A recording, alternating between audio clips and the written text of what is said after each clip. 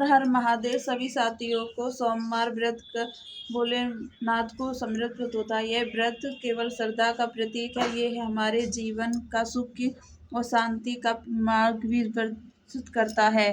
कहा जाता है जो भी सच्चे मन से भगवान शिव की आराधना करता है, सोमवार का व्रत रखता है और उनकी कथा श्रद्धा से सुनता है, उनके सारे दुख और बाधाएं दूर हो जाती हैं। भगवान शिव अपने भक्तों पर हमेशा कृपा बनाए रखते हैं, उनके जीवन को धन धान और प्रेम और खुशियों से भर देते हैं। इसलिए सोमवार व्रत कथा सुनने के धार्मिक कर्तव्य नहीं है, बल्कि आत्मा को शुद्ध करने वाला पावन अनुभव है। आइए हम सब मिलकर भोलेनाथ की महिमा का गुणगान करें और उनका आशीर्वाद अपने जीवन में प्राप्त करें। प्रिय साथियों, कथा अंत तक अवश्य सुने। आवाज भोलेनाथ की कृपा पाने के लिए कमेंट में हर हर महादेव अवश्य लिखें। अब प्रारंभ करते हैं सोमवार व्रत की दिव्य कथा।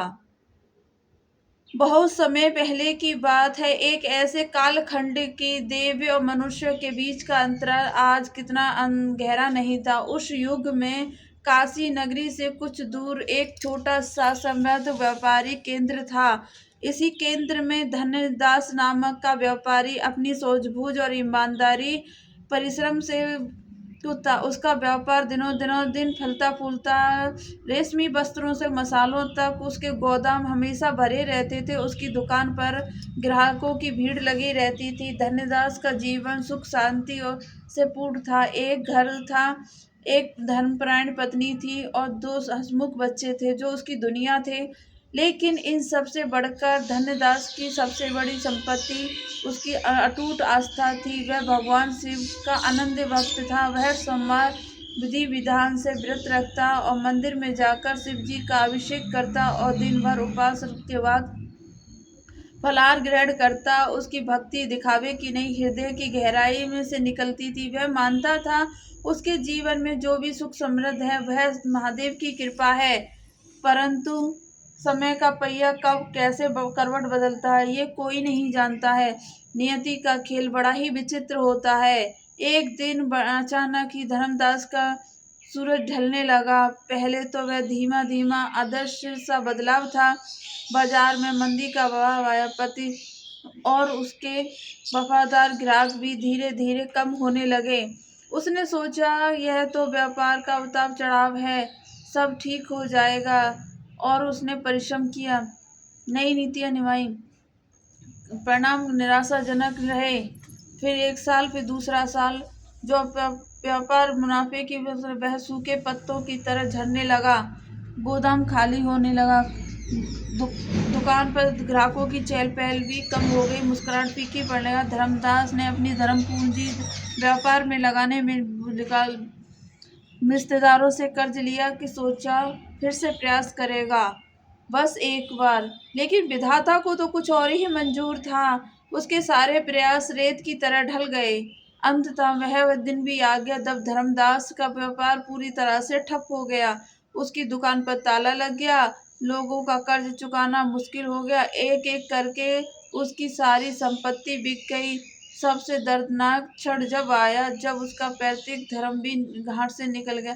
जिस घर में उस घर बच्चों की किकारियां गूंजती थी, जहाँ उसकी पत्नी ने सुख दुख के पल बिताए थे, उसे छोड़कर छोटे से किराए के मकान में जाना पड़ा।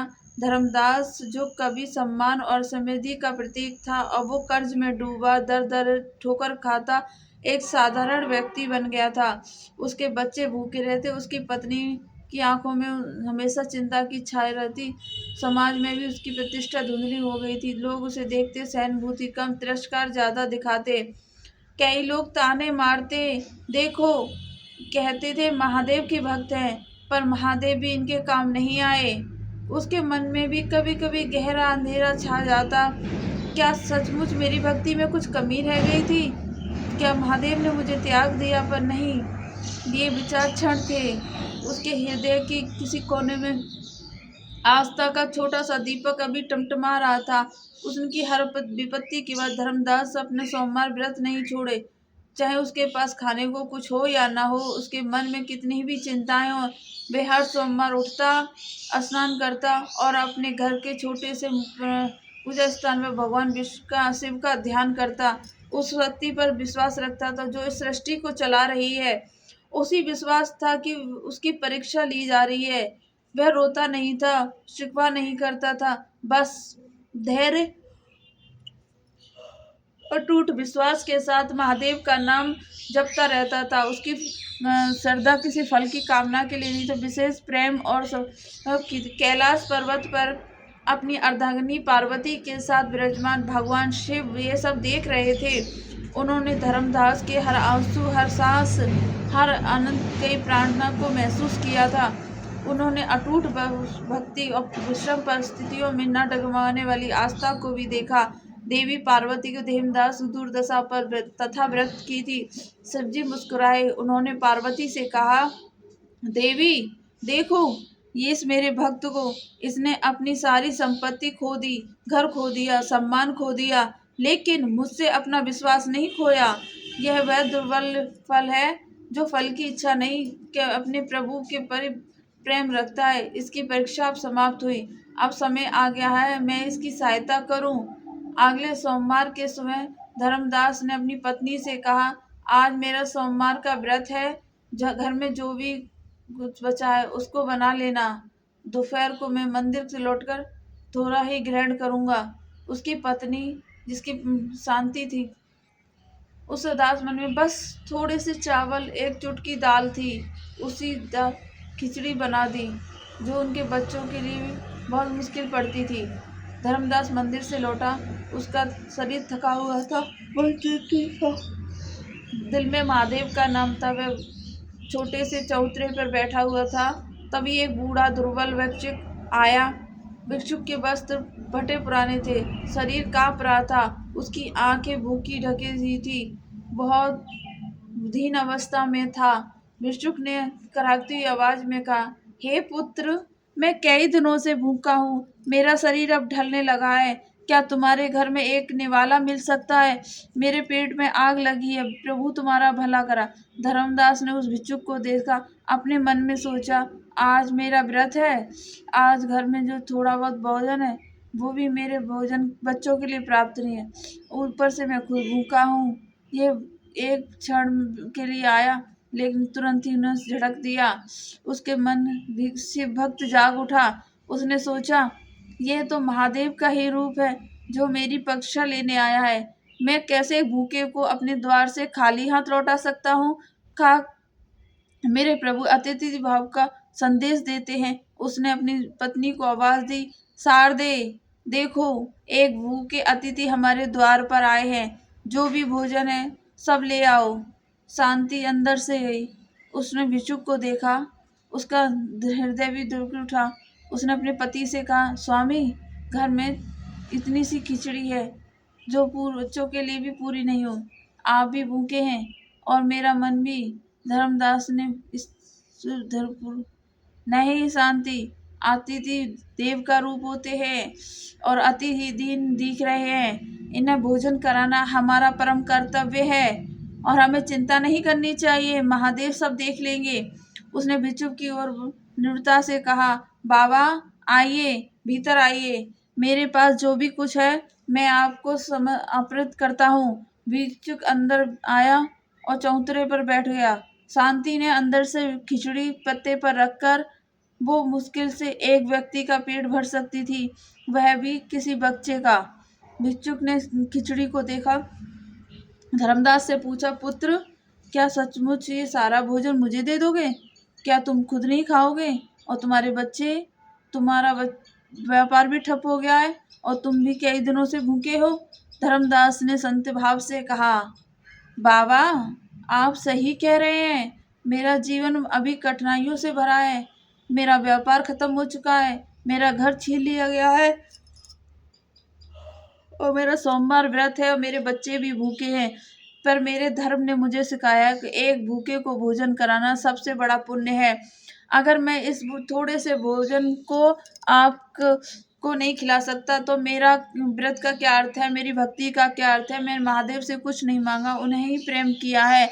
मुझे विश्वास है वह कभी किसी को भूखा नहीं सोने देते हैं। आप इसे ग्रहण करें। भिक्षुक ने फिर प्रश्न किया। उसकी आवाज में एक गहराई थी। पुत्र, क्या तुम्हें अपने भाग्य से कोई शिकायत नहीं है? कोई महादेव पर क्रोध नहीं आता तुम्हें इस दशा में पहुंचा दिया? धर्मदास ने मुस्कुराते हुए कहा, शिकायत नहीं बाबा। कैसी शिकायत? ये तो सब मेरे कर्मों का फल होगा। ये क्षण, ये महादेव की परीक्षा होगी। मैं तो उनका दास हूँ, सुख दुख सब उनकी माया है। मेरा मन कभी कभी दुखी होता है, पर मेरा विश्वास कभी नहीं डगमगाया। मुझे पता है वह जो करते हैं वो अच्छे के लिए ही करते हैं। भिक्षुक ने एक गहरी सांस ली और धीरे धीरे थोड़ी सी खिचड़ी को खाने लगा। धर्मदास और उसकी पत्नी शांति से देखते रहे।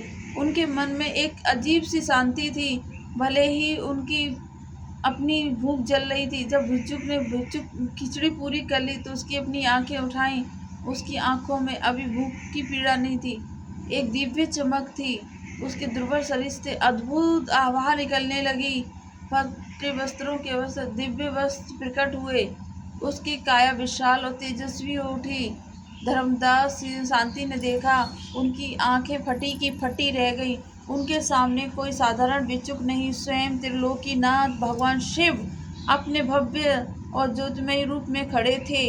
उनके मस्तक पर चंद्रमा, गले में सर्प, हाथ में त्रिशूल और डमरू शोभित था। उनकी जटाओं से गंगा प्रभावित हो रही थी। उनका पूरा शरीर ब्रह्मांडी ऊर्जा से दमक रहा था। धर्मदास और शांति भाई सब कांप उठे। वह घुटनों के बल बैठ गए और हाथ जोड़कर सिर झुका लिया। उनकी आंसुओं से अश्रुधारा बहने लगी। वह आनंद के आंसू थे, तृप्तता के आंसू थे और अपने प्रभु के दर्शन पाकर वो धन्य होने के आंसू थे। भगवान शिव ने अपने अधुर मधुर वाणी में कहा, उठो मेरे प्रिय भक्त धर्मदास, उठो। मेरी पुत्री शांति, मैंने तुम्हें टूट दृढ़ता की परीक्षा ली है। तुम इस परीक्षा में खरे उतरे हो। तुमने अपनी हर कठिनाइयों मुझ पर विश्वास नहीं खोया और अंतिम निवाले को भी एक भूखे को दान करने में संकोच नहीं किया। तो तुम्हारी यह अटूट आस्था मेरे हृदय को छू गई है। शिवजी ने अपना आशीर्वाद उठाया और बोले, हे धर्मदास, आज से तुम्हारे जीवन से सारे संकट दूर होते हैं। मैं तुम्हें वरदान देता हूँ, तुम्हारा खोया हुआ व्यापार वापस आएगा, बल्कि पहले से 10 गुना अधिक फल फूलेगा। तुम्हारे सर्व कर्ज माफ हो जाएंगे। जो तुम्हें अपमानित करते हैं वो तुमसे क्षमा मांगेंगे। तुम्हारा घर तुम्हें वापस मिलेगा और तुम एक बार फिर धन धान से परिपूर्ण होगे। शिवजी ने आगे कहा, तुम्हारे बच्चे सुखी रहेंगे और तुम्हारी पत्नी को कभी किसी कमी नहीं होगी। यह भौतिक और समृद्धि का आशीर्वाद है और मैं तुम्हें मानसिक शांति का, उन्नति का, संकोच का वरदान देता हूँ। तुम्हारा नाम युगों युगों तक एक सच्चे भक्त, उदार हृदय वाले व्यक्ति के साथ स्मरण किया जाएगा। तुम्हारी भक्ति ने वह सब कुछ दिला दिया है जो दुनिया में सबसे अनमोल है, मेरा प्रेम, मेरा आशीर्वाद। इतना कहकर भगवान शिव अदृश्य हो गए, परंतु उनकी दिव्य आभा, उनके आशीर्वाद के शब्द धर्मदास और शांति के हृदय में गूंजते रहे। वे दोनों वहीं खड़े रहे और समस्त और कीर्तराज से भरे हुए। उनकी आंखों से अश्रुधारा बह रही थी, पर वह पीड़ा की नहीं, अपार हर्ष की थी। अगले ही दिन धर्मदास के जीवन में अद्भुत परिवर्तन होना शुरू हो गया। सुबह हुई, एक धनी सेठ उसके घर पहुंचा। वह धर्मदास का पुराना ग्राहक था, जिसे धर्मदास ने कभी मदद की थी। सेठ ने कहा, धर्मदास भैया, मैंने सुना आपका व्यापार ठप हो गया है। मैं आपकी ईमानदारी और से प्रभावित था कि आप मेरे साथ जुड़कर व्यापार करें। मैं अपनी सारी पूंजी दूंगा, जो भी आपका कर्ज है वह भी चुका दूंगा। बस आप अपनी ईमानदारी और सूझबूझ से काम करते रहें। धर्मदास ने विनम्रता से सारी दिशा बताई। सेठ ने मुस्कुरा के कहा, मुझे कोई फर्क नहीं पड़ता, मुझे आप पर पूर्ण विश्वास है। ये सुनकर धर्मदास आंखों में विश्वास के आंसू आ गए। कुछ ही दिनों में धर्म सेठ की मदद से धर्मदास ने अपना व्यापार शुरू किया। महादेव के आशीर्वाद से उसका आशीर्वाद इतनी तेजी से बढ़ा कि उसने पिछले नुकसानों का भरपाई कर दी। उसके नए उत्पाद, उसकी नई पुरानी साख, नई ऊर्जा सब मिलकर एक ऐसी सफलता की गति देखने लगे जिसकी कभी किसी ने कल्पना नहीं की थी। उसके गोदाम फिर से भरे हरे और रहने लगे। उसकी दुकानें ग्राहकों से कचाकच भरी रहती। जो लोग उससे देखकर रास्ता बदल लेते थे अब उसके सलाह लेने आते थे। एक एक करके उसके सारे कर्ज चुक गए। उसका पुराना भव्य घर भी वापस मिल गया। धर्मदास ने अपनी सारी का प्रयोग किया।